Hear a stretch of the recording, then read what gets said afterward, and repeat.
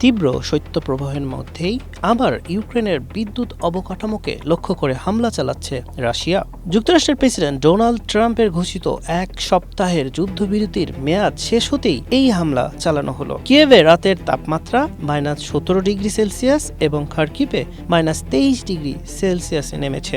গত বৃহস্পতিবার ট্রাম্প জানিয়েছিলেন রাশিয়ান প্রেসিডেন্ট ভ্লাদিমির পুতিন তীব্র শীতে কিয়েভে হামলা বন্ধে রাজি হয়েছেন। ক্রেমলিনও জানিয়েছিল রবিবার পর্যন্ত যুদ্ধবিরতি কার্যকর থাকবে। কিয়েভ সিটি মিলিটারি অ্যাডমিনিস্ট্রেশনের প্রধান তিমুর টেলিগ্রামে জানিয়েছেন, প্রচণ্ড শীতের রাতে কিয়েভে আবারও বড় ধরনের হামলা চালিয়েছে রাশিয়া। এদিকে আল জাজিরা বলছে, ইউক্রেনের রাজধানী কিয়েভ এবং দেশের দ্বিতীয় বৃহত্তম নগরী খার্কিভে জ্বালানি অবকাঠামোতে ব্যাপক হামলা চালিয়েছে রাশিয়া। ইউক্রেনের পররাষ্ট্রমন্ত্রী জানান, গত রাতে রাশিয়া 450টিরও বেশি ড্রোন এবং 60টিরও অধিক ব্যালিস্টিক ক্ষেপণাস্ত্র ছুড়েছে। কিয়েভের মেয়র জানান, কিয়েভে 1170টি আবাসিক ভবনে তাপ সরবরাহ ব্যবস্থা বন্ধ হয়ে গেছে।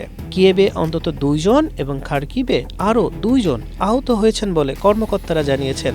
তবে 2022 সালে আক্রমণ শুরুর পর প্রতি শীতেই রাশিয়া ইউক্রেনের জ্বালানি অবকাঠামোকে লক্ষ্য করে হামলা চালিয়ে আসছে। এদিকে রাশিয়া, ইউক্রেন ও যুক্তরাষ্ট্রের কর্মকর্তাদের মধ্যে দ্বিতীয় দফার আলোচনা আবুধাবিতে শুরু হয়েছে।